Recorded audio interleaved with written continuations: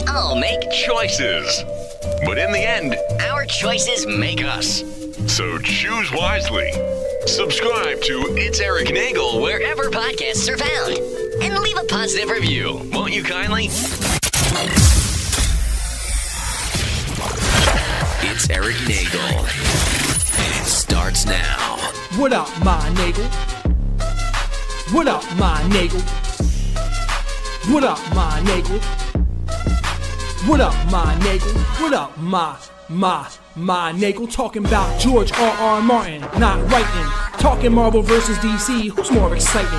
Talking George Lucas's legacy, high-scoring centipede. Talking Gittles' new beef burrito recipe. Talking about Stephanie McMahon versus Sable. Talking about the Cybermen versus the Weeping Angels. Don't blink, the dialect's more deadly than you think. Talking Summer Ale, Blueberry Pale, craft beer, pouring drinks. What up, my Nagel? Deadpool 2 features Cable. Talking Funko Pop, celebrity signed a label. Talking online gaming, bitching and complaining. Talking E-Rock, kissing the feet of Matt Groening. Warner Brothers properties, Superman's a mockery. Weird Al conscious, Kevin Smith's debauchery. Rick and Morty fun zone. The Lego build team, can I have your attention? Possible Donkey Kong kill screen. What up, my Nagel? What up, my Nagel? What up, my Nagel? What up, my Nagel? Ladies and gentlemen of the universe, the next voice you hear. It's Erik Nagel. What's up, everybody? Welcome to a Shared Universe podcast studio located in Eatontown, New Jersey. Joining me here for the first time to my left, it's Erik Nagel, everybody. Hello, Ming Chen. Longtime friend, longtime supporter. What brings you down here? It's weird. I came down to interview you guys. Really? Yeah, for my show. Holy crap. So okay. We're going to do on your show and my show. It's right, going to be like those rare TV crossovers. Oh, like $6 Million Man, Bionic Woman, the Bigfoot episode. Or for a younger audience, the Arrowverse, when all four shows are together. Wow, I'm feeling old now. All right. Something like that. Yeah, and also a special guest here for the first time to your left, Mr. Brian Johnson, everybody. Yeah, it's me. How long have you had this place? Officially open for about 3.5 months. We started at the beginning of 2018 officially. You'd think I would have stopped by here already, but yeah. Well, you're a busy man. You have pinball. I've been managing the Pinball Twins. Yeah, you have pinball. You have Tell 'em Steve Dave. You have an empire to manage. You're like Sonny Corleone or the dude from Scarface. I'm like Walter White. I'm in the empire business. Yeah, you're building empires. And it's interesting you're complaining that he hasn't been here, where on a recent episode of Comic Book Men, you all were making fun of Walt, saying Walt doesn't go to anybody's house. No. Yeah. He doesn't go to anyone's house, and I actually went there Christmas Eve. It was an odd experience. Everyone was getting along. People seemed happy. Yeah. Weren't you guys playing board games? Yeah. I found out later on, Walt told me that they thought I had cancer. Oh, yeah. Yeah, well, he lost a bunch of weight, but he did it in a healthy manner, but they thought he had cancer. Yeah, because I hadn't seen any of them in a while. Did that increase your gift intake? Yeah, they just started giving me their stuff. Yeah. That would have been great. Yeah. That would have been awesome. I just started taking the decorations and pictures off the wall. I love that, that your rapid weight loss, that's their conclusion, that you have cancer. There's no way he has self-control. More likely he has cancer. Yeah, that you're definitely dying. Well, to be fair, it's definitely cancer. Anybody you know or you don't know, if you see somebody and they had all this dramatic weight loss, if they're not a super level celebrity, you automatically think exactly what they were thinking with Brian. It's like, what disease does he have? Did they have to cut out like part of the intestine? Did they do the stomach staple? It wasn't that rapid. It was only because they said that I realized I wasn't a super level celebrity. I was like, really? I thought I was. They're like, nah, you're like more the cancer celebrity. And also you never go anywhere, so they hadn't seen you in a while. Right. And it just seemed rapid from the last time they saw you. That's crazy, but that's also very funny though. Yeah, that's their go-to. He also said that when they inquired about me having cancer, everyone had their fingers crossed for some reason. Okay, it's like what everyone's going to get a bump on Comic Book Man. It's like just a little bit more. That's insane. That's insane. Well, welcome both of you. Thank you for having me here. And I got to say, I love the facility. I've been following you on social media for what you and Mike have been doing here. I got to ask, what made you finally make the jump to start doing this as a business? I think it was a combination of a couple things, but we were just getting hammered with questions either at cons or in store. from people going, I listen to your podcast. How do I start my own? Is it, do I have to spend a bunch of money? I don't have any technical expertise. I was like, well, we got all that. What if we had our own place where people would just stop down? Right. They could bring an interview subject, a friend, whoever, and talk about whatever. And I think the one thing that started, I was talking to a dude I met at a con. He's like, oh, man, I've been thinking about starting a podcast, but I heard it was, a minimum $5,000 startup cost. I'm like, what? I'm like, no. I literally whipped out my phone. I'm like, this. You already have you already have your studio right here. Yeah. And we were literally recording an episode with him right there. I'm like, and I played it back for him. I'm like, dude, you could upload this to whatever, and that's your episode. You don't need to spend anything. And I never got that. Like when, guys in radio, who go to start this venture, they know what they're doing, so they don't mind spending the money to increase the production value and the equipment and all that stuff. Everyone else sees what these people do, and then they're like, well, I got to do the same thing. Well, I can't afford a video server. I can't afford these expensive microphones. The Shure mics are all the rage right now. And it's like, you don't really need that. You can just get like a basic, Shure, what is it, the SR97s or what? Yeah, or SM48's like $49. Yeah, and you look at it and they're like, these are the mics that like stand-up comics use. I want a radio mic. It's like, it doesn't matter. Yeah, you're not anywhere near that level, one, but two, you can do it with just this, and it's next to nothing. Yeah, for sure. And all the years of Kevin on the Smodcast and all his podcasts that he does in his Q&A, he always tells everybody, he goes, the best way is just to sit down and start doing it. Yeah. You'll figure it out at some point. Yeah, I think he has a quote. He's like, this doesn't take talent. You don't need talent for this. All you need is an experience to relate to people. You do. And we've all proven that. At some point, it does help having talent, because then you get more people and maybe advertisers and money on your thing. Yeah, but that's not discouraging anybody. It's like, you can get there. You just have to work up to it. You can't just start at that level. Yeah, but I was like, if this dude's willing to drop 5 G's on a podcast, he's definitely willing to drop 5 G's on this place. $25 an hour to come podcast somewhere else. Where he doesn't have to worry about dropping a $5,000 initial investment. So that's what kind of all these questions kind of got you thinking. It's like, maybe we should open our own place. Yeah, give it a shot. I didn't even know if it would work. That was one. The second, we met these dudes out in Detroit that started up a podcast studio. They called themselves Podcast Detroit. They've been running for about 3 years. Right. And initially, they just started out like us, one room, and they were getting pretty good business. But when I saw them, they had just bought a 1-story building or rented, and it had 4 separate studios in there. I'm like, wow, you guys can fill this place? And I saw their schedule. It's constantly, all the studios are humming all at once, and they're doing pretty well. And I'm like, wow, this could work in New Jersey. Now, granted, the rents in Detroit, Michigan, much less than New Jersey. But well, it depends where in Jersey. If you're going to Irvington, Camden, I'm sure you'll match up quickly. Yeah, I think Camden, rents are lower in Camden, probably. Have you considered this? This is a free idea for you and Mike. Okay. You know how every once in a while you'll see in the news like a dessert that it's like, this has gold flakes and blah, blah, blah. Sure. It's like $1,500 for a bowl of ice cream. Because people like to feel like they're above someone else. Sure. Or like that last thing on the Hooters menu where it's a plate of wings and Don Perignon. Yeah. Like elitist type shit. Okay. What if you and Mike, you do the Mike and Ming show, charged $1,000 an episode to listen to the Mike and Ming show? Okay. So only the real rich people would be like, all right, I want to be in on that. Yeah, I'm on the $1,000 tier. Ha ha ha. Yeah, exactly. Yeah.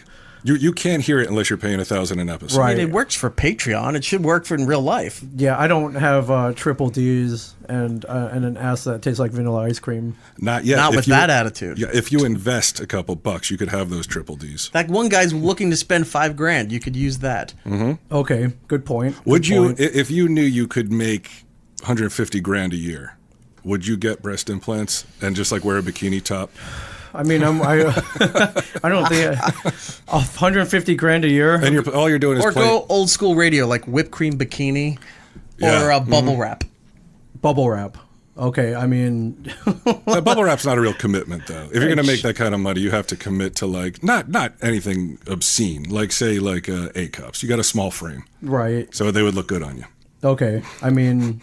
I think he's Googling it right now. How do I do this? He's setting up his surgery as we speak. Yeah, how do I do this? Yeah, I just go to Thailand, right? They made much less than $150,000 a year. Or I don't know.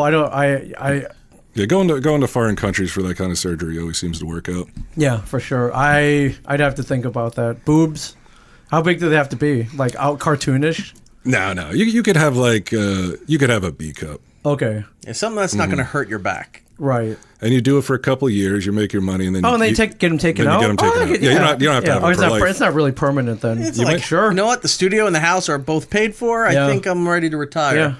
Yeah. Or upgrade. Either one. If be you. Yes, it's not permanent. Sure, I would do it. I'd be ridiculed for it, but I'm already being ridiculed for what I do already. So, yeah, it's not that different. I guarantee if you during the off time, that would guarantee at least a couple more seasons of Comic Book Men. Oh, geez, really? You don't know what's coming in season 8 with Ming. Yeah, because we could turn it around and be like, oh, just because he's transitioning, you cancel us, and then they would get all that bad press. Yeah. And Ming, you got to do it. And while you're healing, we can pull that old 80s sitcom. Remember when an actress would get pregnant, she'd always be behind the couch or the kitchen counter, something like that. There'd always be like a box toy that's sort of so obscuring your view, right? So you can't see that Ming's recovering until the big reveal.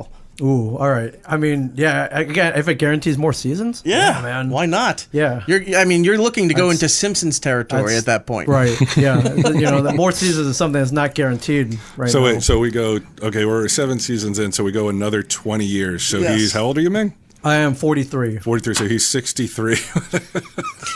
Because then it's beyond impressive, and then it's like, when does it get? Is this the season that it gets sad? That's what you're waiting for. It's like, okay, now they've jumped the shark. I think that was season 2. Oh, and if we go 20, I gotta keep the boobs then too, so I look like Mr. Miyagi with tits. You're gonna look like every old Asian woman. Yeah. Anyway, right? Right. So that's a price worth. It's a perpetual $150,000 a year. It all depends on how committed you are to this. I'm committed. If you've watched any episode, I'm pretty committed. And also think of the back end. Look how you're going to do gangbusters at all the cons. Oh, I thought you meant his back end, like that filled in too. Get a Kardashian ass. Yes, you can get used ass implants. Sure, I don't need ass implants, dude. My ass is pretty good right now. But again, you're going 20 years into the future. Or we save a couple bucks, get like that tire sealant and cement mix and shit. Yeah, like they do in Latin America. Like the emergency flat fix. Tijuana, the Tijuanan butt lift. Yeah. That's a little toxic, but sure. Yeah, I could do that. Ming making money moves. Yeah, there you go. Yeah, it's not just for you and your family. It's for society. Me too, so I don't have to get a real job. It's for everybody. It's a sacrifice for everybody. Everybody benefits from it. Everybody wins. Those are all the situations that I love most, my friends. So, what was the scariest part? I mean, obviously the financial investment in this, but what else what was the scariest part about actually committing yourself to opening this up? Oh, that no one would want to do it. That no one would sign up. That maybe in Detroit it flies, but in New Jersey nobody. There's a podcast. Maybe it was over their heads. Maybe they didn't want to start one. Pay for it. There were a lot of things to think about. It's never been done before here. Right. The scariest part is definitely not that you would thought it would be 90 degrees in your office, because you don't seem scared at all, and it's fucking hot as hell in here. It is very hot. It's unseasonably warm today. I think they're still on winter. All right. So first, let's reorganize the priority chart here. First thing, air conditioning. Yes, that's on the list. Boobs come a distant second. Right. Yeah, because if you get the boobs and you're sweating, then it's revealing everything. Yeah, and then you've wasted your money. It's private office. You take your shirts off. All right, it's cool. All right, I like where this is going. Okay, yeah, for sure. So, but that was that if nobody shows up, you don't make any money, and you moved all your shit here, right? And you're just sitting here by yourself, and like, all right, what next? Are you and Mike 50-50 partners in yes. this? Okay. And is there anybody else involved with the running or the ownership of this? It's me and him. Yeah, just you two. Yeah. Okay. Did one have the idea and have to convince the other, or did you both mutually? I think he had kind of accelerated it. There's some things that happened in his life, like I want to kind of get this going now, right? And I like to I like to kind of plan things out a little bit more, but well, what had happened was a year ago we actually signed. We were in a place right by the store where our friend Rob Bruce, who is the expert on comic book men, kind of a flighty guy, not really like the most stable guy. He had an office where he was storing all of his toys and doing his eBay transactions. That's how he makes his money. He's like, hey, office across from me became vacant. Why don't you guys take it? And I kind of waffled. It wasn't like super cheap or anything, but we had found a third party that would help us out with the rent. So he had actually signed the papers and everything. And we moved in there. And we were there for about a year. And then one day we get a letter saying, hey, you guys, you got to move out. We're demolishing the building. You got to be out in a month. And we're like, what the hell is this, Rob? What's going on? He's like, oh, don't worry, it's scare tactics. I'm like, what for? What? This sounds pretty serious. It turns out the guy that we'd been paying rent to had already sold the building to a third party and was still collecting rent off all of the tenants. And the new owner was some corporation in Florida that had no idea. Right. Until I think one of their former tenants moved out. They were pissed about something, and they found out about it. And they're like, what do you mean there's still people in there? Who's collecting all the rent? Were you able to get your money back? No. Oh, Jesus. No, I mean, we had already used the space. So if you drive by there now, which you may have, it's a hole in the ground. They demolished it to make room for condos. So we had to scramble and get another place. So that... you go through some roadblocks, but you don't think your building's going to turn into a hole in the ground. Before we started talking about all of this, you were saying that it was going well. I mean, it's going well here, and that you were eventually going to look for bigger space. Yes, which is great. Or expand. There's. Are you locked into here for a long time? No, I think it's a 1-year lease. Okay. So.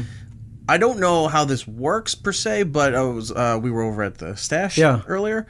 And I looked above the stash, and there seemed to be a rental sign. There is a vacancy up there, and I would love to have that space. Right. The parking's not that great. The rent is maybe 4 times what we're paying here. Because what I was thinking is this: if it was affordable and you could do it, it would be great not only to have your facility there, but if you could invest in, like, say, your show, or if, say, tell them Steve Dave wanted to come over there sometime, you could also have a area for an audience to watch and do it live, like a live show. That would be cool. Where you have to have invites or approving. Yeah, that almost happened. I think Kevin had wanted to do that at one point. I think that's a great idea. Yeah. I mean, if you could afford it, obviously, but if that was possible to be one above, who cares about parking? Let them deal with that. Yeah, but if you had the spot above the stash, because they come there to see the live I Sell Comics or the Mike and Ming show or whatever else you can do there. 3 people. And, well, you'd get people every week. That's why you need the boobs.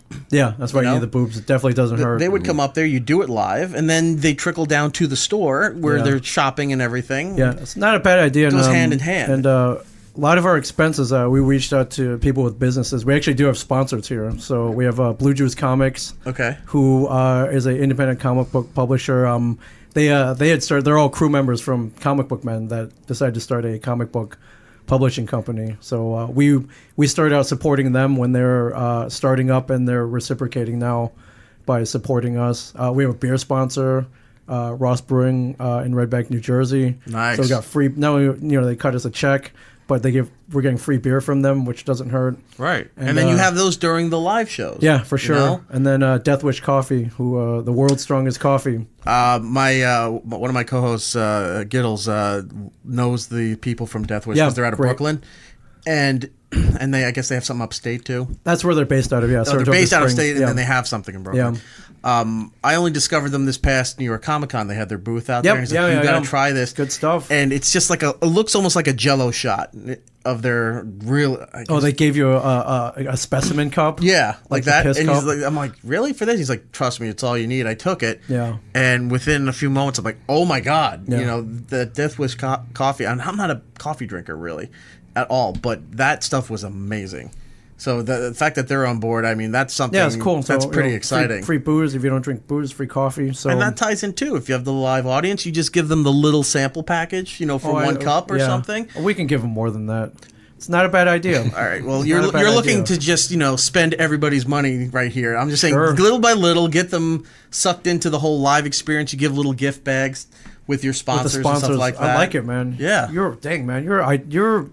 I have nothing to do right now. Okay. I'm sitting out what they call on the beach in the radio terms. Okay. And this is what I sit in my basement and think of everything I could be doing, but I'm not. But legally you can't. No, I can now. You can. The company and I have, for better or worse, parted ways. Yeah. So I'm free to do whatever I want now. Yeah. Which and now stinks. We love coming once a year right before New York Comic Con and being on your show. It was always like the it was the drill. We would come early in the morning. Yeah, you would come to us on Scariest. Yeah, we get driven up in black cars and come in. And you'd come to us on Scariest. We would get you guys on Opie and Anthony and all the other forms of it. and then hopefully trying to get some of the other shows to latch on to you guys as well, to what we call, it was doing the gauntlet. Yes. We used to book a guest, like, all right, you'll do 6 shows while you're here, and then just go around the facility. But yeah, loved having you on. And then I would, it was a double shot because we'd get you up there officially with your publicist for MC, and then we'd go and we'd hit you again on the floor at Comic-Con to give it a more relaxed and realistic feel. So you're hearing all the background noise and that we were just hanging out at the con. There's no relaxed anything with Walt Flanagan, so it's Except his jeans. Except his jeans, yeah. Except his jeans. That's pretty much it. I said it in our last interview, but I'm obsessed with the Walt nod during the cutaways, where you got stuff going on in the store, and then it cuts back to you guys in the podcast position, and Kevin's talking about something, whatever, and it always just there's that one cut where it just cuts to Walt, and he's just going.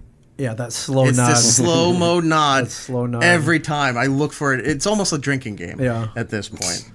Yeah, somebody asked me yesterday. It was like, "Is Walt really like that? Is he, a wheeler and dealer and kind of an asshole?" I'm like, "No." It's like, He's not a wheeler and dealer. No, yeah. He's also not a people person.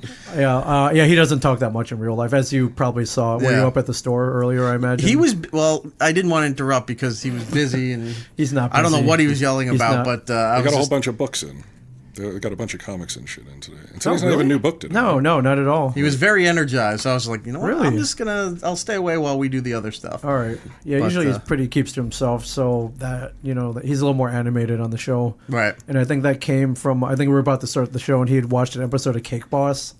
And he's like, if this show's going to work, I got to be more like Buddy. Like, what are we going to do? The cake won't fit. Yeah, the cake won't fit. What are we going to do? Yeah, that was the clip that sparked him. He was like, all right, I'll have to be a little more like Buddy. So, and thank God, he's great. Maybe going forward each season, Walt has to watch a different show to get charged and steal the essence of it. Like maybe next he's watching Real Housewives. Yeah, Real Housewives or Diners, Drive-Thrus, and Dives. Oh, like Guy where he Fieri. just pulls up in in a Charger with flames on it, and he's got the frosted hair and the sunglasses. And this is Walt for season 9. No. What is Walt's midlife crisis? What will he do? I have no idea. I never saw him having any, like, he would never buy a fancy car.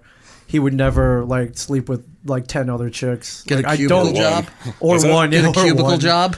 No. Wearing polos and khakis? That's his midlife crisis? No, I mean, he did discuss, he said he applied for a job at Walmart not too long ago to see if he could do it. Right. And they gave him a call back and he didn't show up. But no, I thought he didn't get the job. He got denied the job. Really? Because he was filling out the application and he was asking me these weird, I didn't know he was doing it. He was like, what does this mean? He was like, how do you say hello to people? I'm going to be a greeter. Yeah, but he literally went online and there are all these there's a questionnaire and pull down menus and he was asking me these odd questions. I'm like, dude, what the hell are you doing? He's like, applying for a job at Walmart. I'm like, what?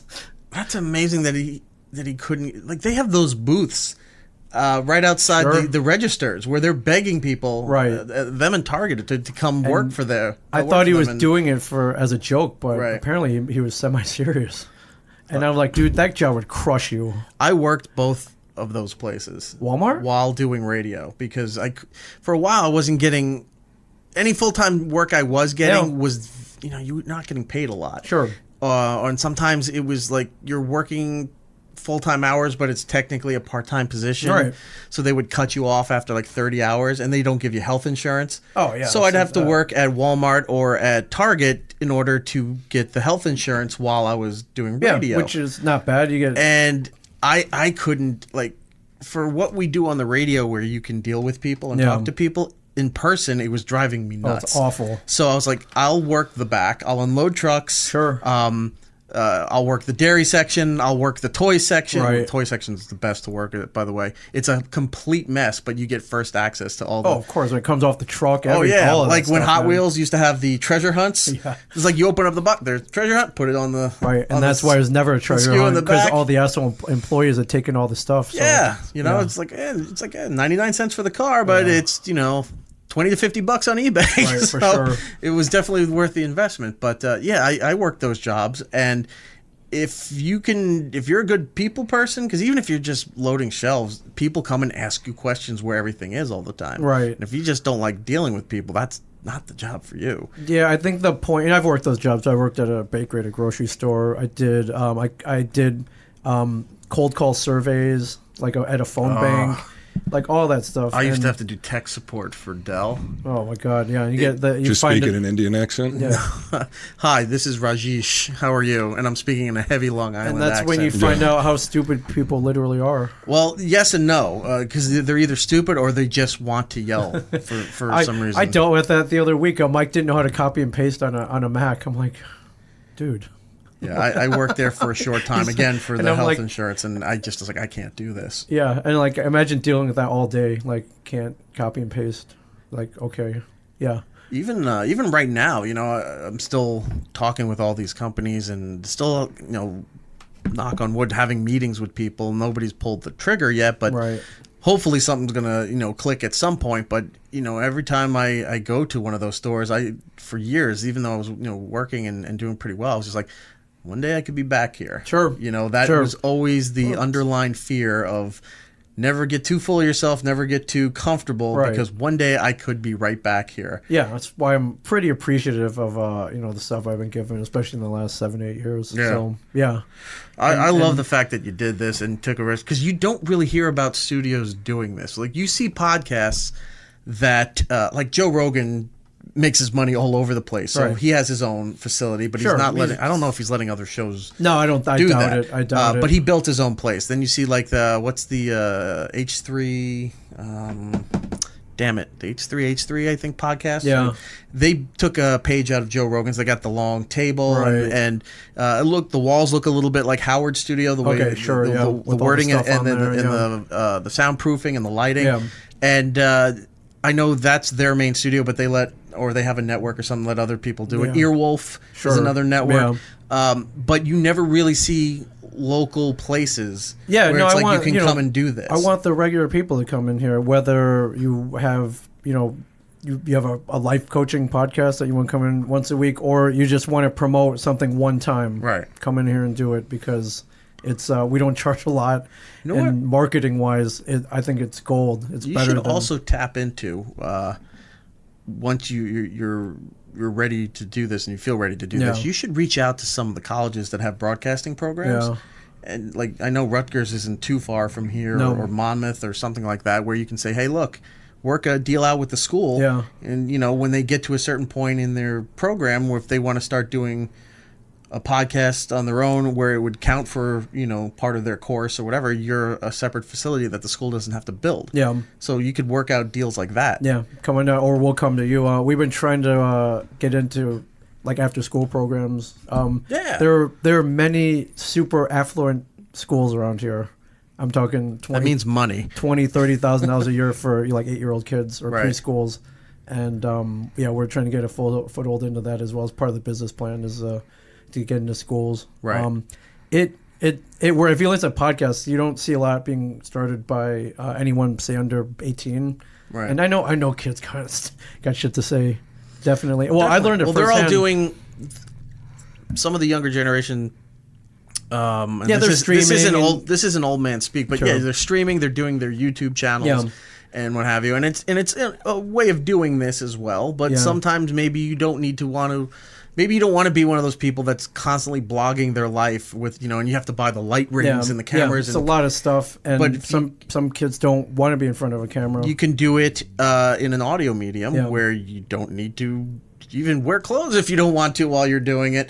I would suggest you do. But if you don't want to, that's another alternative that maybe kids don't think about. Yeah. Because everybody thinks it has to be on YouTube or Right. Twitch or something Exactly. like that. So, there's a lot of room to grow with this. Yeah, recently we were invited to a local high school to introduce podcasting to the AV class, and we were rotating in 4 kids at a time. It was literally like, "How you doing? What's your name? What do you want to talk about?" And they opened up right away, and it was cool. So we had like, geez, man, we like 24 kids through there that day. Right. It got to the point where some of the teachers wanted to jump in, and we're like, "Dude, this is for kids. It's for the kids, man. What are you doing?" But they apparently they had something to say. But it was really cool. It was really eye opening too that these what kids are into right now. And even with, you and Mike have name recognition from, being comic book men, and then also, connected under Kevin Smith's umbrella. Yeah. So more people will come to you out of recognition. More people will want to do business with you out of recognition. But eventually you expand, because I know you have this set up here and you want to get a bigger place. But then you can start branching into different departments where you can get a guy full-time. I know tons of radio guys and audio guys who are out of work or whatever who do professional production for a living. Yeah. So if you get somebody that's going to do a regular commitment here to once a week, it's like, well, we have a guy that can do the production for you, and they can talk with him and figure out what they need. Yeah, for sure. And then you just have these little things. So you're pretty much building a broadcast network piece by piece, and it's not really done that way without a major backer. So for you guys to do it, and if you expand to that, I mean, that's a real turning something nothing into something kind of story. Right.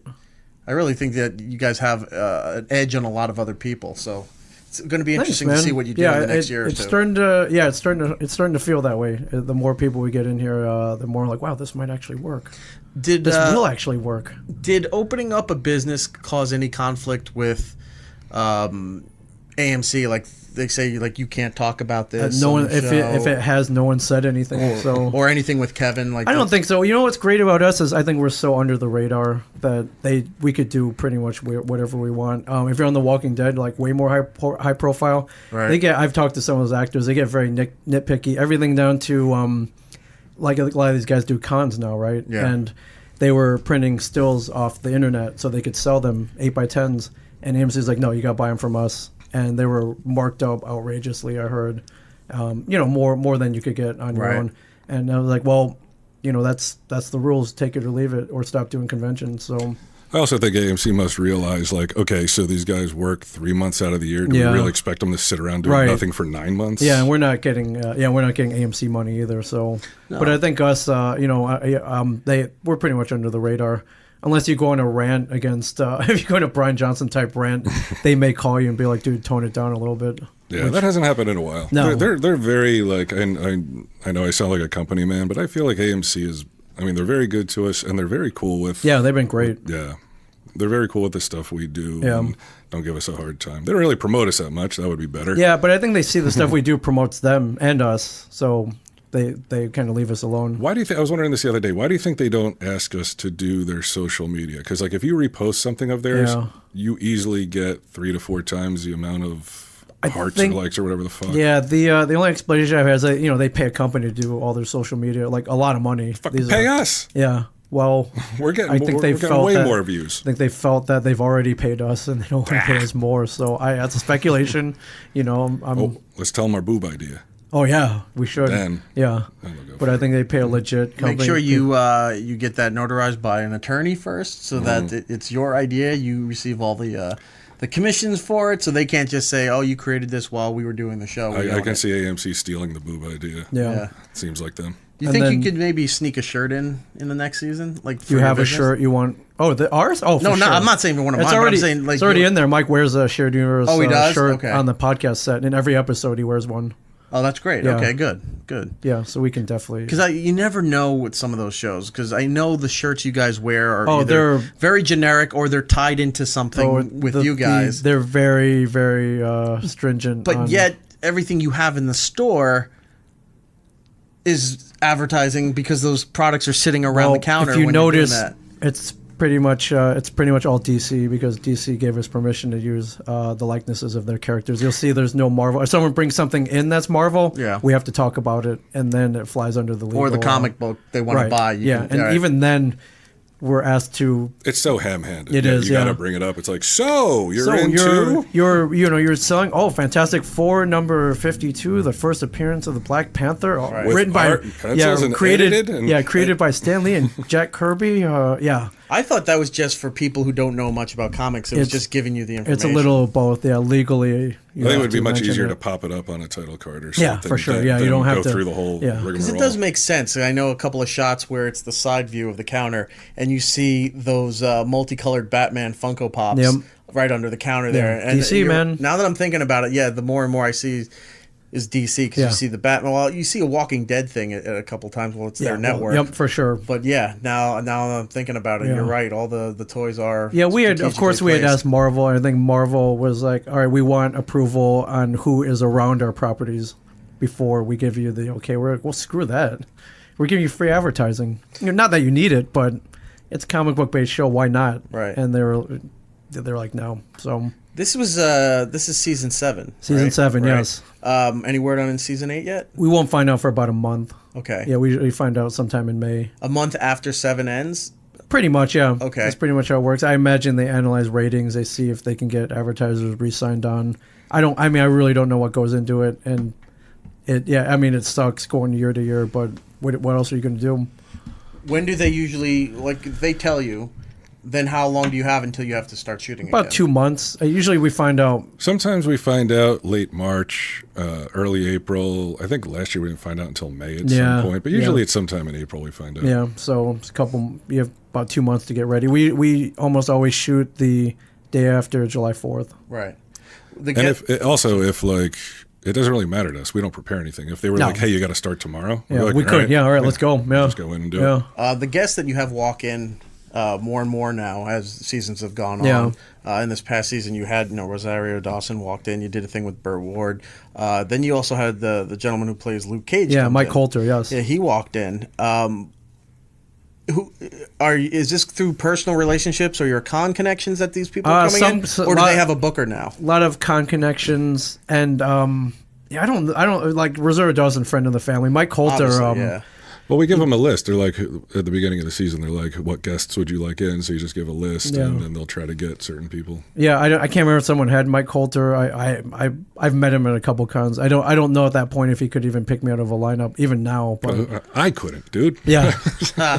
Do they surprise you with the guests, or do you know, today we're taping? we know, dude. Yeah, because I was wondering, we know, dude. Your reaction to Mike Coulter walking in, I'm like, they should be a bit more excited. Even though you were feigning excitement, it was just but then you could see Wolf Flyers like, Luke Cage? Yeah. It's almost like Scooby-Doo, like the Scooby-Doo mysteries. Yeah. Like, Mike Coulter. Mr. Don Knotts. Yeah, I can't lie, but we don't see much of them before they come in, if at all. So, for a lot of them, it's kind of like basically the first time we've met them. So. Well, that's kind of, if you can't surprise you guys with the guests coming on, at least that if you know they're coming in, they don't let you have any interaction till you're taping and then they walk in. So you're getting somewhat of a genuine response and reaction to what's going on. Yeah. And a lot of, Mike Coulter's pretty, Rosario Dawson, I was like, holy shit. That's pretty big for me. Right. I liked her in Clerks too. Really loved her in 25th Hour though. She was so good in that movie. Was she naked in the movie? She was not naked, but almost. Gotcha. But she's just a great actress. So that was Mike Coulter. I never saw a grown man worry so much about traffic in the middle of the day. Yeah, he was like, I could get out of here. He was so nervous that he was going to get caught in traffic going north at like 2:30 in the afternoon to New York. We were like, dude, calm down. I don't know. I guess he had to be up there for something that I think he didn't even want to be at, ultimately. When did you tape that?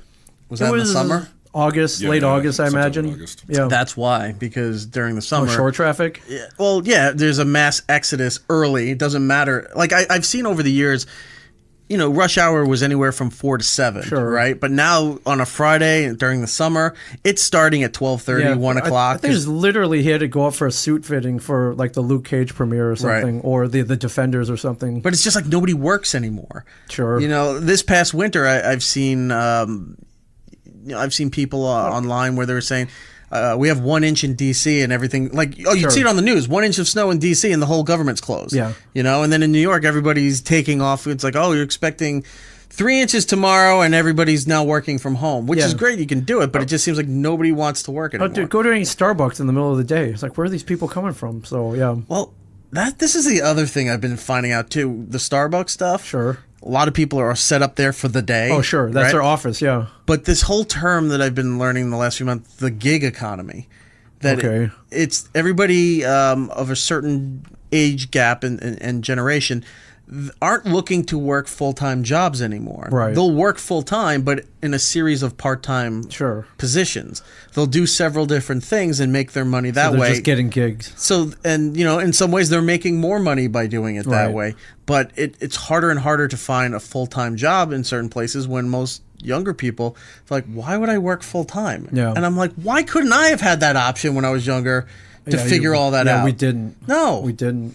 You know, you have your parents yelling at you at 15. If you're going to get your learner's permit, you better start getting a job to pay for the car. Yeah, right. And all that stuff. Now it's just like I'm making, you know, all this money off my YouTube channel, my Twitch channel. Yeah, I play video games for a living. Sure. For whatever. Or I'm working 4 different part-time jobs. I really I'm not looking for a career right now. It's like, who had the option? You'd worked a career because no, that's just, it wasn't out available. of fear. It's like, I don't want to be homeless. It was definitely out of fear.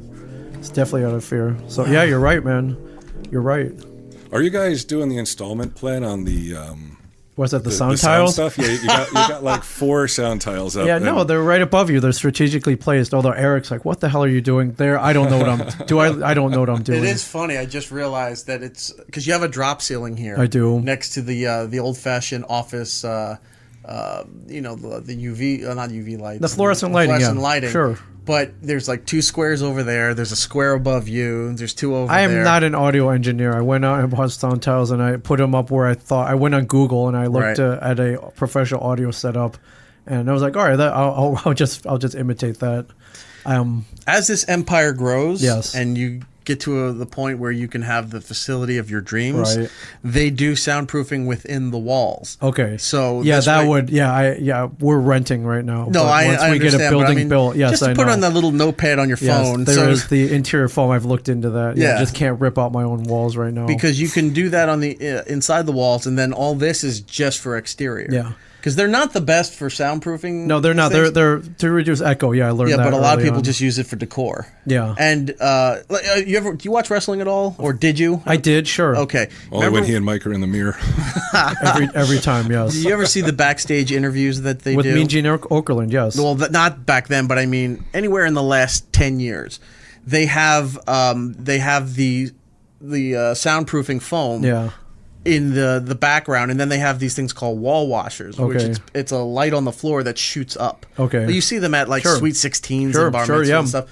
So if it's raw, it's red. If it's smackdown, it's blue. But that's what they're doing. It's just the soundproofing because it's cheap to do, and you throw a light on it instead of having it looks cool, yeah. And I think they're just on like a series of plywood, so they can just throw a sheet over it and put it in the truck easy and out, so you have a whole set ready to go. They're a touring company, they don't need anything complicated. But I'm saying, for a company that's making $1 billion a year, they could do better. They could, but why should they? That looks amazing for those short interstitial things, right? And they can just pack it up and go. I'm like, if they're spending next to nothing to do all this stuff, you can borrow their ideas as well. Yes, for sure. Yeah. I like it. Yeah. Yeah, I if you look around here, if you're listening, you can't see. We'll post a photo. It's all pop culture stuff up on the walls. And this is great. That was by design. I wanted people to feel comfortable. Exactly. It feels, I guess the term's lived in. Yeah. You know, it's not like it's not a stuffy studio or a corporate feeling office. It's fun. I've been to traditional recording studios are all echo sound tiles. It's very intimidating. Yeah. You don't really feel like opening up initially. There's a difference between an audio recording studio and like a radio broadcast kind of studio.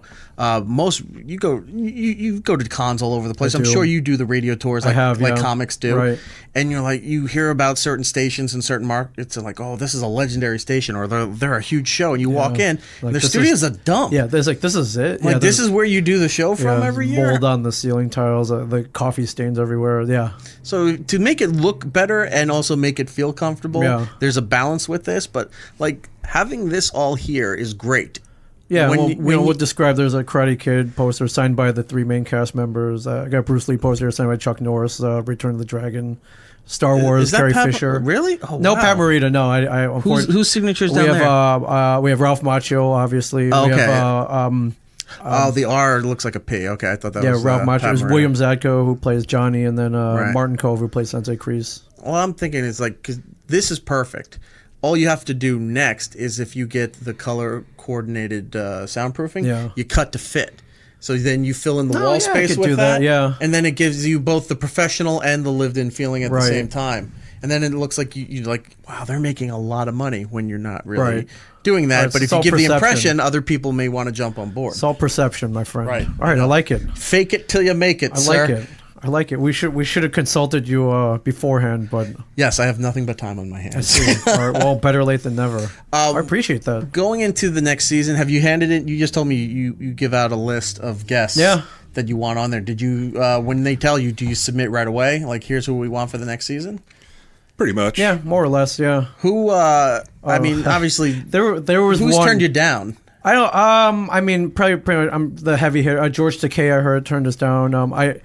He does everything. Listen, and I understand if you hand somebody a synopsis of our show on paper, it sounds asinine. It's like, I don't want to do this. Like, four geeks in a comic book store. Maybe he wanted to be the only Asian on the show. Pop culture. Yeah, I've met him and I've told him what I do, and he was like, oh wow, he seemed very. He's like, I'll do it if you're not there. He didn't say that. He was very interested in what I did, and that I was an Asian in the media anywhere, but when it came time, I don't think he remembered what show or whatever. And on paper, it sounds in his 80s, yeah. If you email a star or whatever a synopsis of the show, it sounds asinine. Like I can't fault them for not wanting to do this based on whatever 3 or 4 line description. But if they watched it, I think they would be more apt to like, oh, these guys look like fun. What, I only have to go in for 3 hours and I make they get paid. Yeah. They get paid a lot for what they do, and then they leave, and then they get a little cred, they get a little publicity. All right, so George Takei, which is a realistic guest, sure, for what you guys do. Yeah, we've had Nichelle, we've had William Shatner, we've had other cast members. I mean, obviously, I'm not talking about like we'd like Tom Cruise or Will Smith. I mean, yes, you would take them, but they're not probably going to say yes. Yeah, but would not want either of those guys. But we would love to have Mark Hamill, because I heard an interview with him. He's a geek. He went he spent his Star Wars money on filling out his comic book collection. Right. And he loves going to cons. Even though he was charging $300 for a photo at New York Comic Con, like while he was walking from place to place, he would take selfies with kids for free. Right. So, yeah. But who else has turned you down that you thought like this just seemed like a no-brainer that they would come on and they wouldn't do it? I think we were trying to get the heavy hitters from Walking Dead, like Norman Reedus and Jeffrey Dean Morgan. I don't know if it may have been specifically them who turned us down. I think it was more their management was like, eh. The one that we try to get year after year, and is Henry Winkler. Yeah. The Fonz, the coolest guy on the planet. The Fonz is not being cool about it. He told us to sit on it. Yeah, yeah. Every time he's come in, he's the nicest guy in the world. He really is. Like I've never heard a bad story about him. But if you can maybe work the angle, because that's how I got him on my show, it was because he has a children's book series. Yeah. And every time he has a new edition comes out, he goes everywhere to do it. So if you say, hey, look, we'll do the push the children's book or something like that for him to come on. We'll do anything. I'll get breast implants if that gets him on here. But Brian had one time written a very heartfelt letter and gave it to him at a con.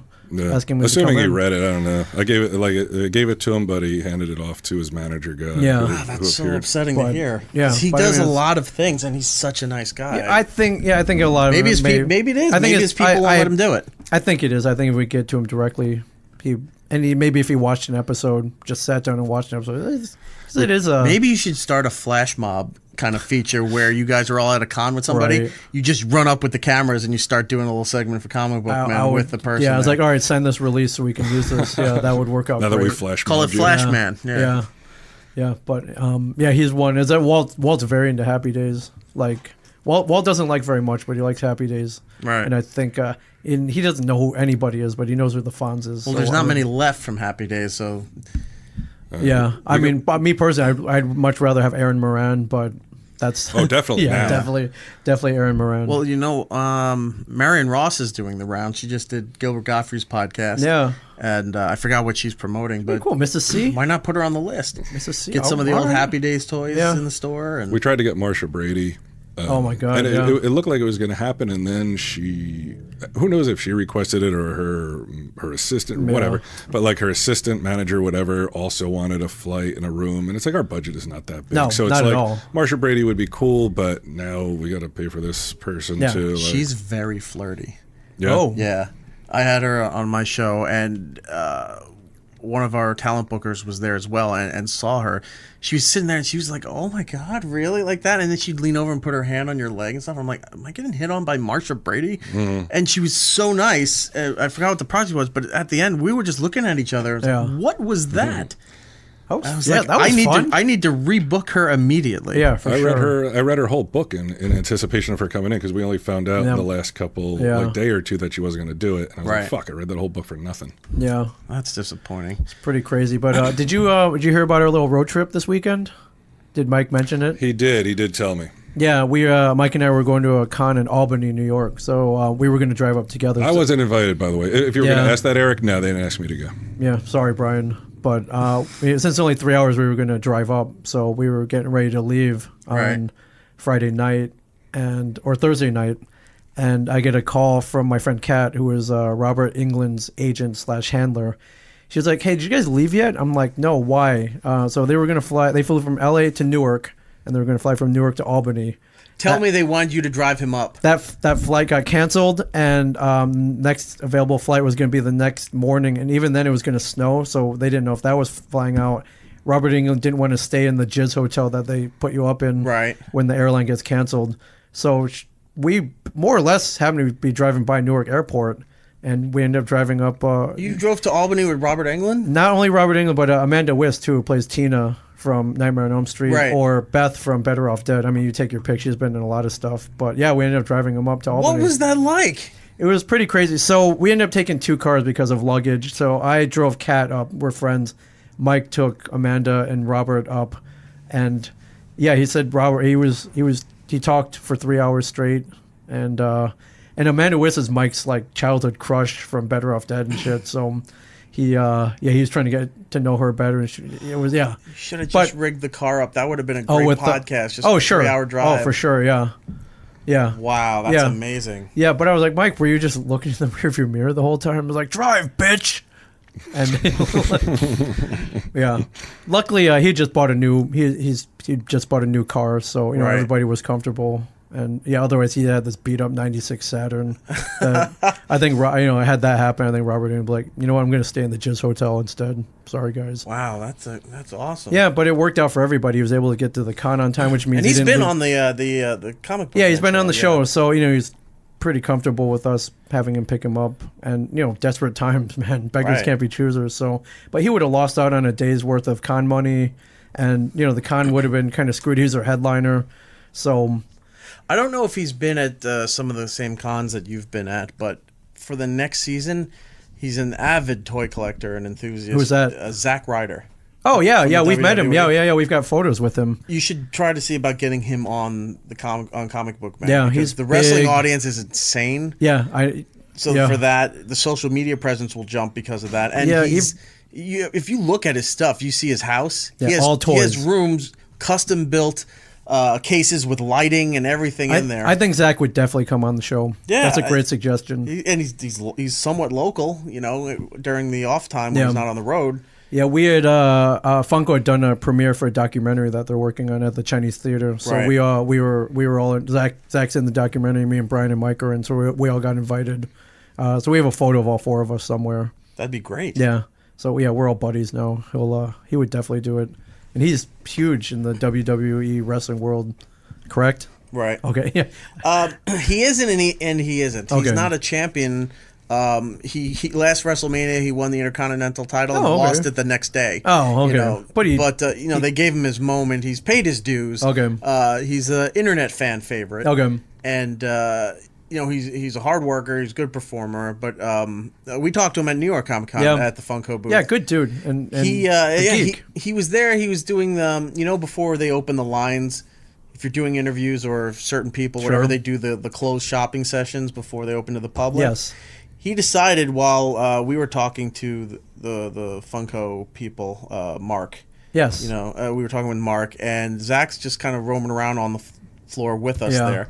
And he walked over, and we talked to him for a little bit because that was the debut of his exclusive figure. Yeah. And then while we were finishing the rest of the interview, he just grabbed a Sharpie and started signing random figures. Figures, like he was pulling them off the shelf, signing them, and throwing them back there. He wasn't grabbing like the. I told him he should have been. He should have been Batman.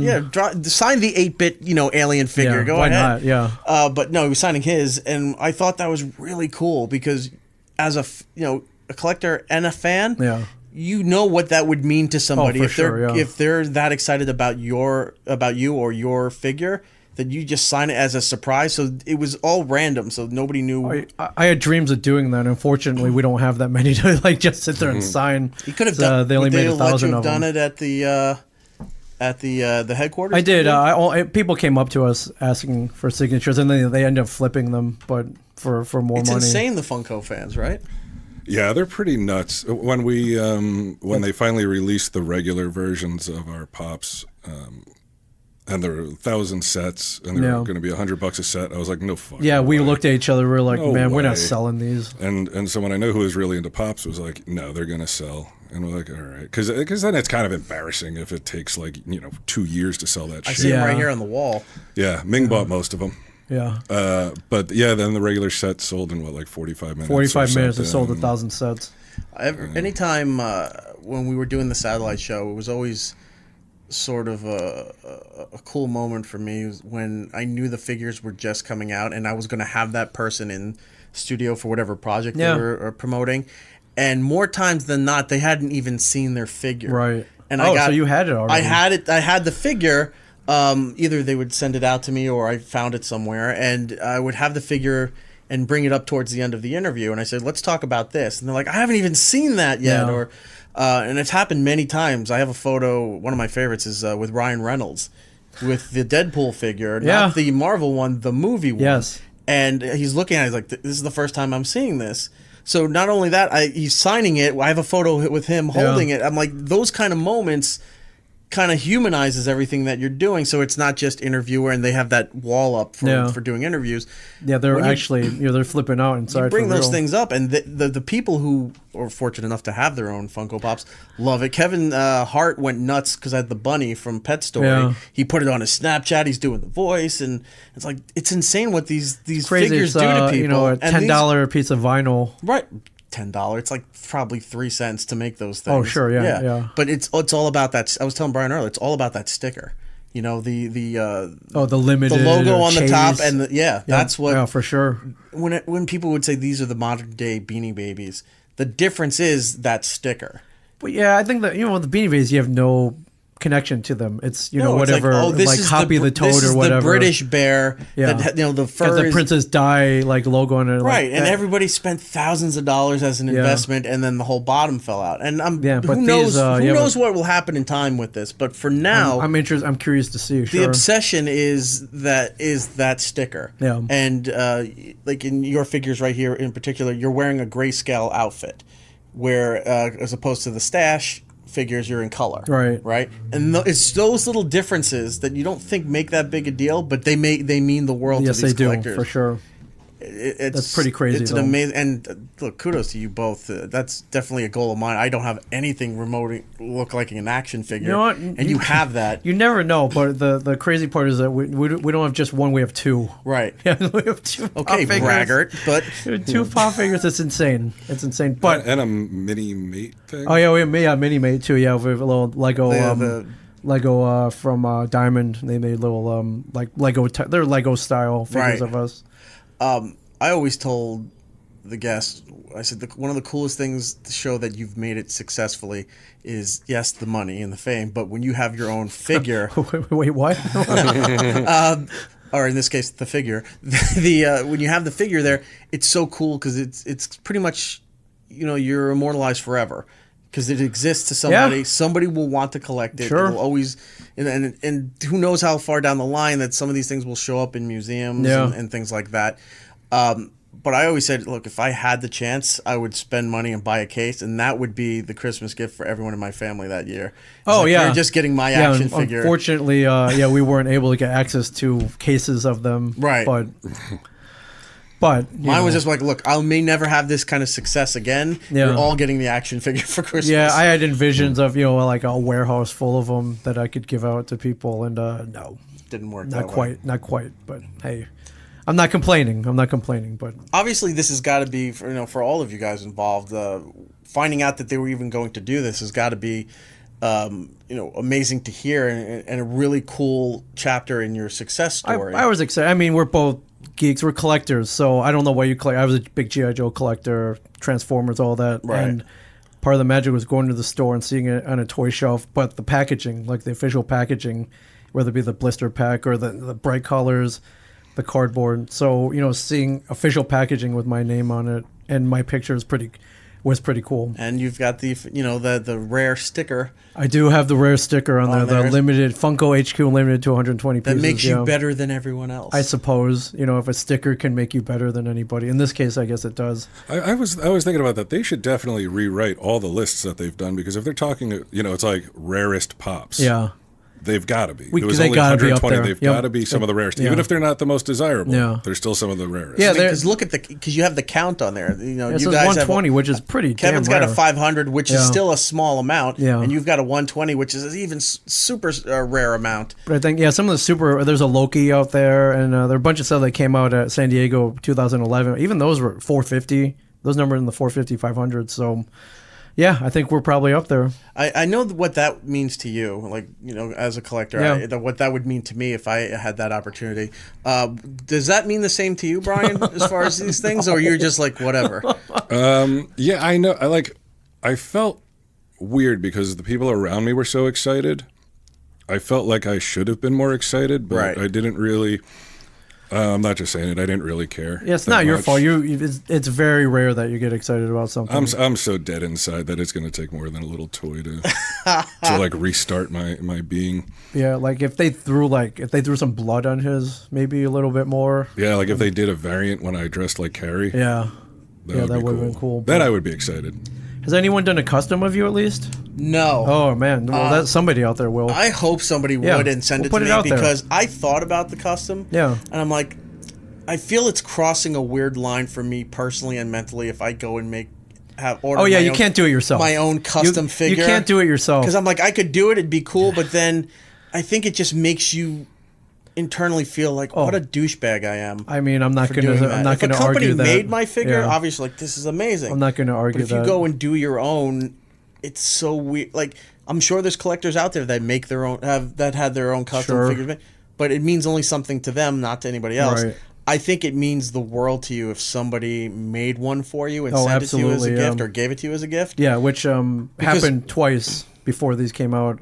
Somebody made one for you. And did it, packaging. how it good looked- did you feel? I felt great. I was Yeah. super excited, and my friend Carrie had one commissioned for me. I did a favor for him. I was on his podcast, and we met at a con in Houston. So I'm holding a podcast microphone, and like one guy sculpted the figure. They had Right. another company did the official box. Like it looked legit, and I was like, I was like, wow, this is really cool. Right. Like, holy crap! I have my own pop now. That somebody was thoughtful enough to commission for me. But two, I was kind of like, one day, you never know, this could work. Right. One day, yeah. It's that I think if you make it for yourself, you don't look. I mean, you don't get that sense of personal satisfaction. Oh, sure. I guess you can compare it to, remember when they brought Buffy back from the dead? Right. And she didn't feel herself and Yeah. she felt like robbed. She's like, why did you bring me back? I didn't Yeah. want to come back. Right. I think it's that same feeling where if you make sure. it for yourself. Sure, it's like wrapping your own Christmas present or something. Sure. Yeah. Well, it's what like self-publishing used to be. Yeah. Like if you had a comic or a book Yeah. or something, like say 15 years ago, and it's self-published, it's like, oh, you have a book, but not really. Right. Whereas today, it's like nobody gives a fuck. Yeah. It's fine to self-publish. Well, could it also be thought too that self-publishing, there was no way to like, now nobody thought back then you couldn't get on the radio. Now you can podcast Yeah. and work your way up to that. Right. Where self-publishing could have been like, I don't have any other way to do this. So does that fit the same criteria?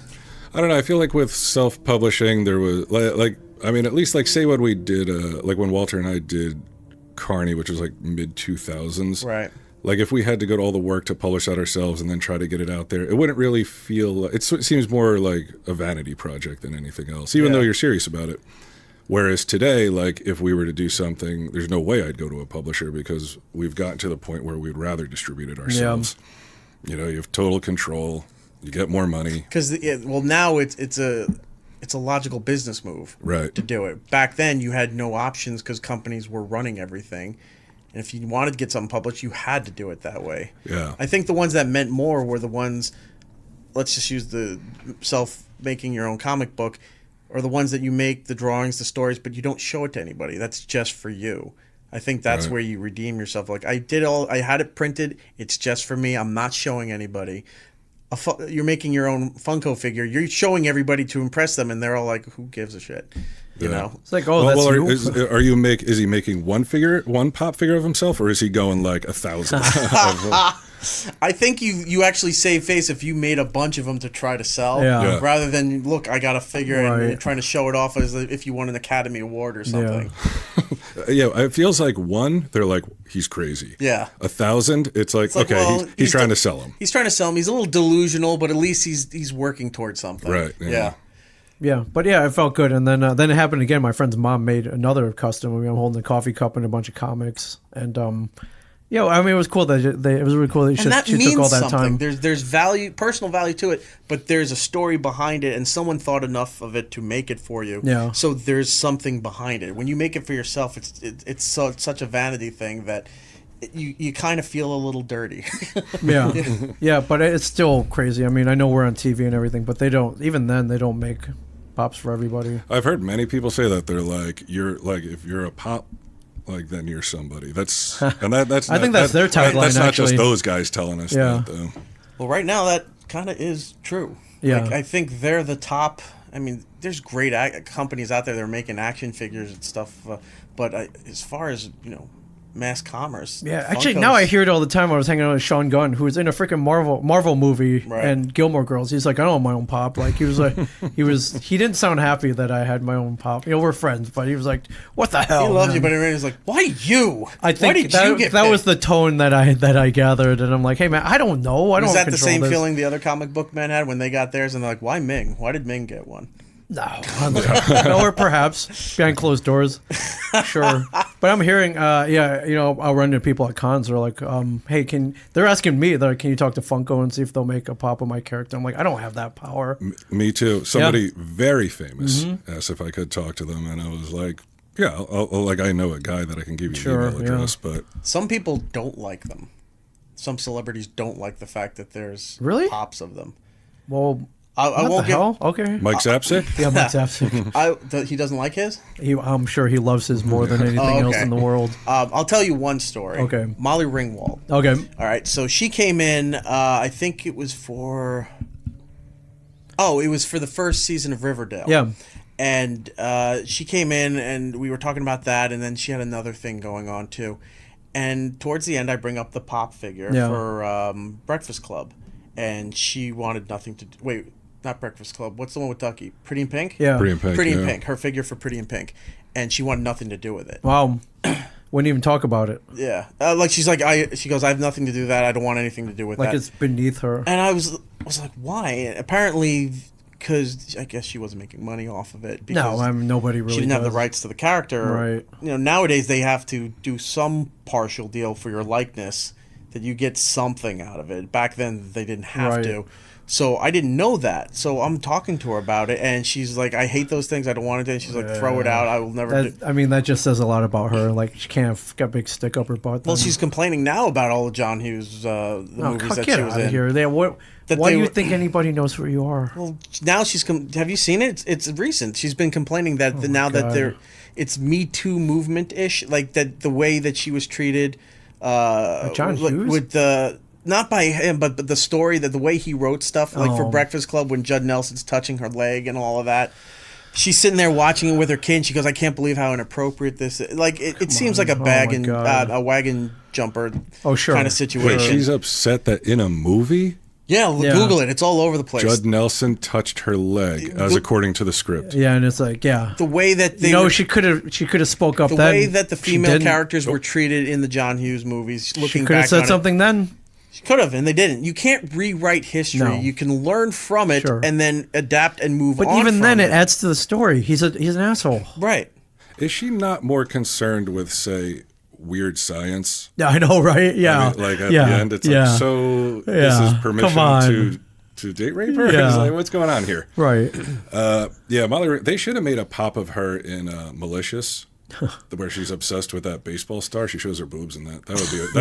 Yeah, the malicious Chase uh, figures. I would without get the that shirt. chase figure. Yeah. Yeah, or the one when she was in a movie with Baron O'Halloran. I can't even remember what the movie's called, but they should have made the pop for that. Yeah, but she was one of those people that didn't enjoy that anything was made in her likeness. Well, So she didn't get money. That's probably the primary reason. Yeah. But she was like, I disown the movie because Judd Nelson touched my leg. Well, that's recent. Like the Right. pops, the thing with the pop figure was a couple of years ago at this point. The current thing now is it was recently that she started speaking out against the John Hughes films and his writing about. I mean, it's power what to her, I made guess. you, and what can you do? No one's listening, but okay. Well, Right. that's the thing. It's like she was huge then, Right. And people were falling all over themselves to get to her. Now, probably so much. As Molly Ringwald turns, okay, this is 22 hours ago on Deadline. Oh. She's renounced the Breakfast Club, Oh, writing my that she God. condemned its inappropriate messaging about sexual abuse See? because, and I guess that's what you're saying, because he touched her leg. Well, that was one of the things I saw in one of the interviews of the highlights was that particular scene, and she was watching it with her daughter. Yeah. And that's what all of a sudden she said. Oh, it's now, racist, misogynistic, and homophobic, she says. well, Ducky and Pretty in Pink. What's happening? Hot stuff. Come on, I Yeah. say that all the time. Like, it's Yeah, really? Yeah. Long duck dong. Long duck dong. Come on. What was that? Even- 16 candles, right? Yeah, Was it even Long I'm Duck not Dong? offended by Oh, that. Like, that come is- on. You're right. You're right. Yeah, Ducky was Pretty in Pink, Pretty in but that was Yeah. what's his name, right? Yeah, that dude. Ducky was the kid. Yeah, the white dude. Oh, John Cryer. Yeah, I think it was John Yeah, Cryer. yeah. Pretty in Pink. yeah. Yeah. Okay. Yeah, I had come it, on, I had it I- mixed up. Oh, this is way too long. This article. I have to read this later. Come on, Yeah, so but- now I have to like come on against like A Christmas Story because those Chinese guys are singing like at the end. They Come on. changed it for the live Fox. I saw musical. that. I was waiting for it too. I was waiting for it, and they all sing. Everybody like, was waiting I was for waiting it. for it. I'm like, and dude, you could just see the Twitter feedback the second that scene came up, and it's different. And then everyone goes, "This is bullshit." yeah, but no. Somebody asked me, "Is like, does that offend you?" I'm like, no. That's what it would sound like. That's how my dad would sing. Right. I'm not kidding. That's how it is. So it's not It doesn't matter offensive. that it's true, and it doesn't matter that it doesn't offend an Asian guy. Yeah. What is really important is that some white snowflake is fucking all worked up about it. Yeah. That's what's important, Yeah. Ming. Your right, feelings so- don't Yeah, matter. what I love is that the owner of the restaurant was correcting them or trying to correct them, and two, they were open on fucking Christmas. That's great. Right. Chinese people are cool, man. Eat the fucking duck. It was everybody but Christians were Yeah. up and around and open Yeah. for business. Yeah. So it's It like, did, oh, that's yeah. a stereotype: Chinese food, and then the Chinese people. No. But it's a reality. Yeah. So that's Yeah, the weird yeah, thing because that didn't whatever's a offend me. reality becomes a stereotype Right. if people are making fun of it. Yeah.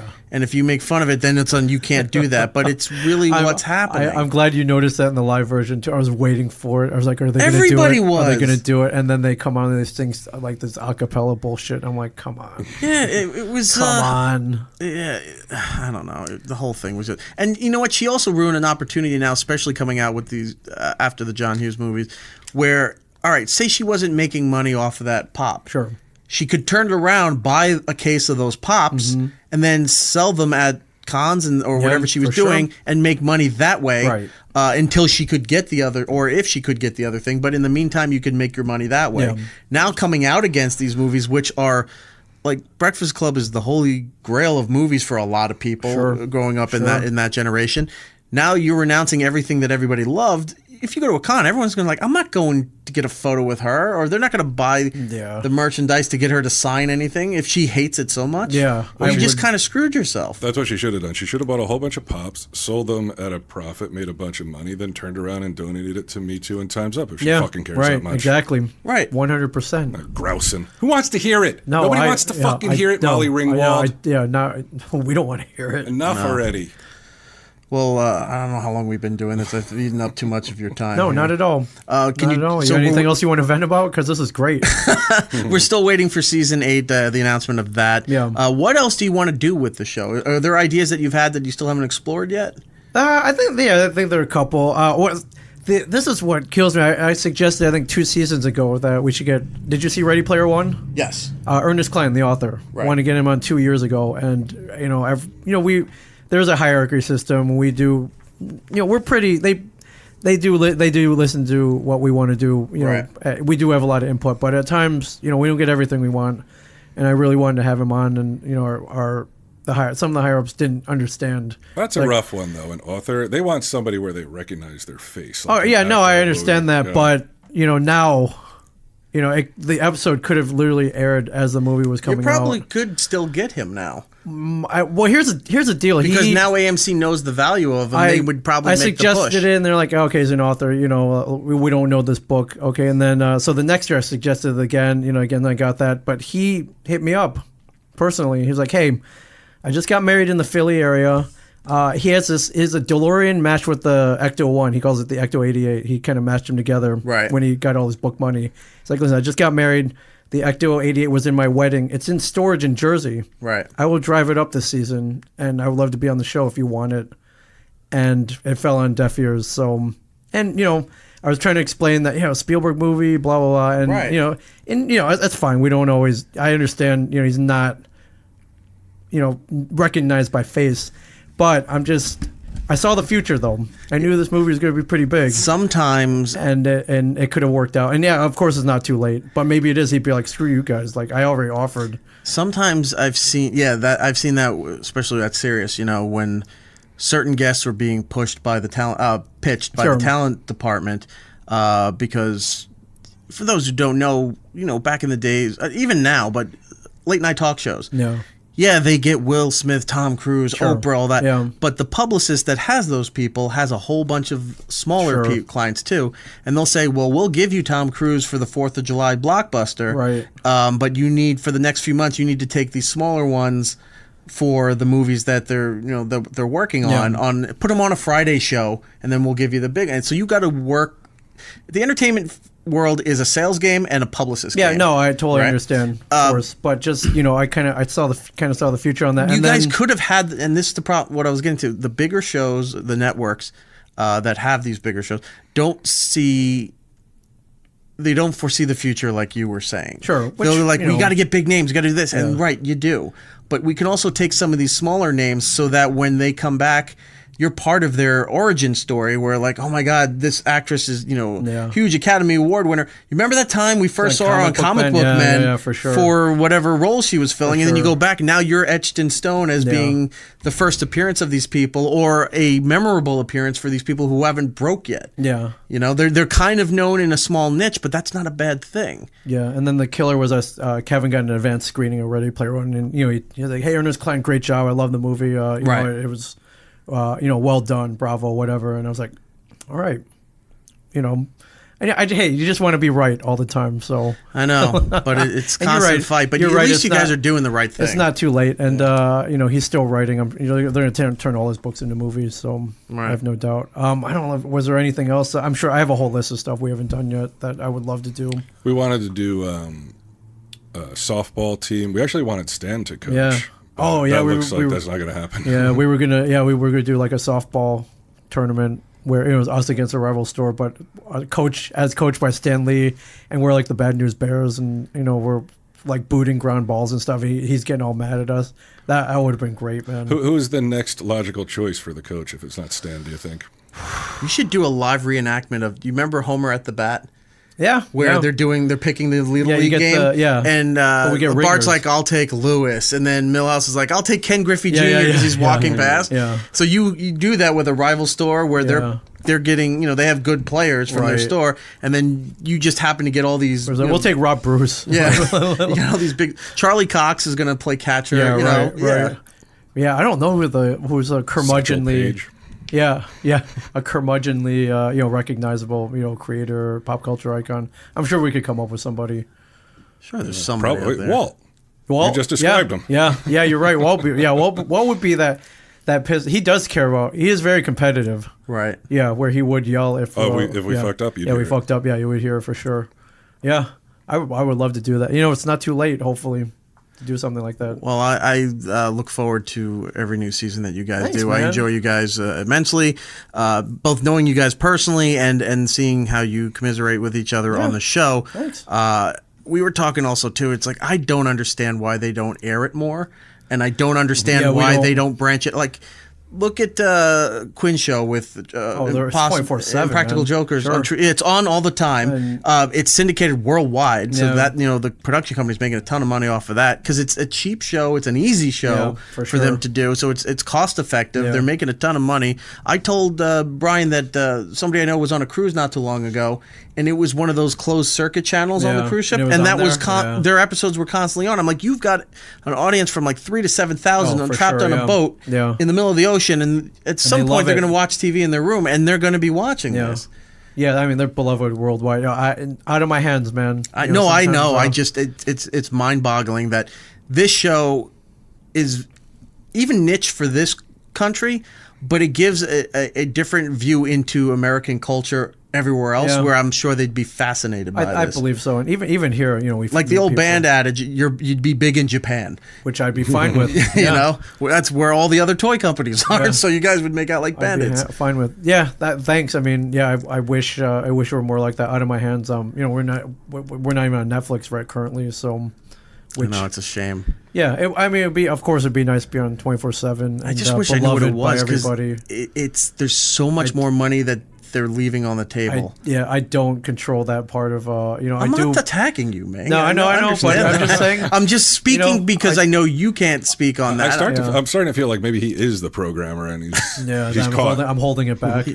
But you know, we do what we do, and we do it the Ming's best the that guy. we can. Yeah, you close the door, and he's really the wizard behind the curtain. Yeah, He's making the all evil these guy. decisions and shit. Yeah, we're all in trouble if that's true. And they're like, that bumbling idiot. And he's like, meanwhile, he's about to. Oh no, you know, he's got a lair in a volcano. He's you- going to nuke the world. You know what a press whore I am. You know, like I would put it on every But yeah, channel, if you were like programming 24/7. it, Yeah. they wouldn't, like Walking Dead would be off the Oh air. God, and all for that sure. shit. Yeah, I would pull that. I was like, we don't need this show. We don't need this Walking Dead show. At this point, I think a lot of fans would agree with you. But Yeah, but you know, who knows? that's not for me to say. We're currently at 96 episodes. Yeah. Currently are at our 96th. You know, will we get 100? What do we do? Was for 96 100? where season 7 ends? That is where it ended, yeah. So I think they could. Yeah, I mean, I don't know. old television. You know what? Maybe season 8 would definitely bring you over 100, For and sure. 100 is pretty much the magical number. even still, I believe for television syndication. Yeah, I would imagine they would want that syndication money, but again, I don't know how it works. They don't want it now. Yeah, so I don't know.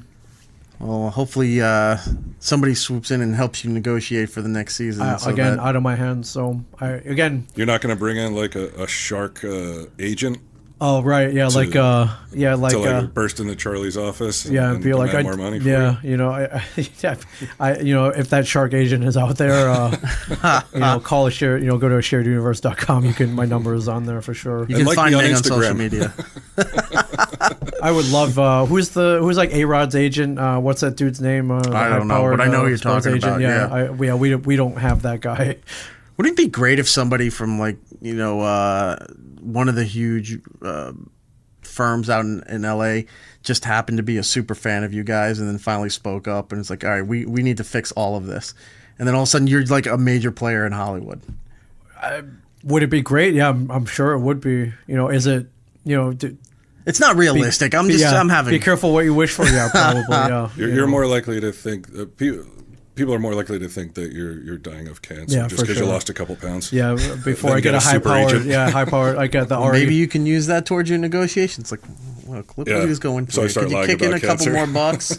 Yeah, Can we I mean, maybe syndicate this thing? You know, Ari Emanuel, if you're out there, again, my number's public. You can give me a call anytime you Comic want. Book Man the musical. Sure, I went, or a musical movie. All sure. the comic book shows, for some reason, need to do a musical episode. Why wouldn't you guys?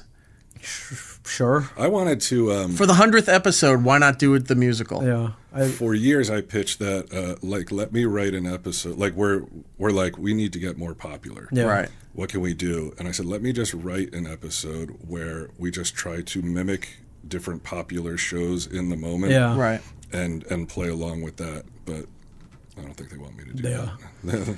They don't even answer, let alone say no. Yeah. Maybe you can get a fan to do start-stop animation with your Funko Pops and reenact a scene, because they could just pull the audio from the show and either recreate that or it. traditional, like a half animated. That episode would be or fun. the Lego. The Lego animations where they reenact scenes from TVs and Yeah, movies. or we joked around about doing a live episode, but with his mouth, and yeah, there's no chance that's happening, even with a delay or whatever. What about doing a stage show? I mean, we've seen what Quinn and them have done, and They've you know, at done times, a few small venues like the Garden. Yeah, you know? yeah. At times, you know, we've seen the shows. Like at times, we're like, yeah, we could probably do that if we had the rights to behind the scenes clips and stuff. Right. And you know, we could joke around, and yeah, I know it's more than that. Like I'll eat dog I'll eat dog shit if that means we rake it in. Like we could do 2 live shows per night. I know you're joking, but you never say that because that'll come back to haunt you if it does go that way. One of Brian those will guys, go, can we find that clip where you said you agreed to eating dog shit? One of those guys did. Have you seen the live show? I have not seen it yet. Oh, okay, yeah. Murray did it. Yeah, Murray did it. Oh, okay. And they show it in the show, in the live show. And then they made him do it? He does it. They didn't make him. He did. It was like season 1. He did it for like $300. Yeah, he did it for $300. Oh my God, It was like okay. nearly nothing. Yeah. All right. Well, again, just be mindful of No, I would. what you say. Everything lives forever now. We haven't discussed it. We looked at each other. Like, we could probably do this if all of us were on the same page and wanted to do it. Yeah, like if Walt would fly and Mike had talent, we'd be in business. Well, on that note, gentlemen, I've taken up more than enough of your time here, so we should probably wrap this up. Dude, you're welcome here anytime, both of you. Thank you, man. Of course, the door is always open for you guys. What's the plugs for your podcast? My podcast, I Sell Comics, which is on the Smodcast Network. Me and Mike chronicling the exciting world of comic books. The Ming and Mike Show, where we talk about whatever the hell we want. And then there's this place, the Shared Universe Podcast Studio, ashareduniverse.com. If you're coming to the store, come down and podcast afterwards. Very inexpensive. If you're in the area, you want to start a podcast, you have one, you want it to become even better. You want us to plug your podcast, or you want publicity. Whatever, we do it all here, man. We stream here. You want to do a Twitch channel, a YouTube channel, we'll do that. They cross streams here. Yeah, we cross streams here. We cross swords, all that stuff here, man. What's the contact info again for Shared Universe? It is ashareduniverse.com, and that's what it is on Instagram. Twitter's ASU Podcast Studio, and come check us out. And Brian, what do you have? I guess Tell 'em Steve Dave, the podcast that I do with Walt and Q from Impractical Jokers. So it would be that on iTunes and Smodcast and all that. And then Tell 'em Steve Dave on Twitter. Yeah, so now listen to Tell 'em Steve Dave. Just throw your iPhone in the river. Right. You're not worthy of having it. And it's a good podcast. And of course, Comic Book Men on AMC. Yes, we both forgot that. Super late at night, and you can watch old seasons on their website. You just need your cable login. Yeah, and it's on iTunes. everything. It's on Amazon. It's purchasable. You can torrent it. I don't care. Like grab it. Just torrent. watch it. Just watch it. Yeah, watch it. And hoping for season 8 for sure. Great. Thank you so much, guys. I really appreciate your time. Thank you. Talk to you again. It's Erik Nagel. And that's all the time we have. Follow the show at It's Erik Nagel on Twitter, Facebook, and YouTube. Unless we do something stupid or something better comes along. We'll be back next time.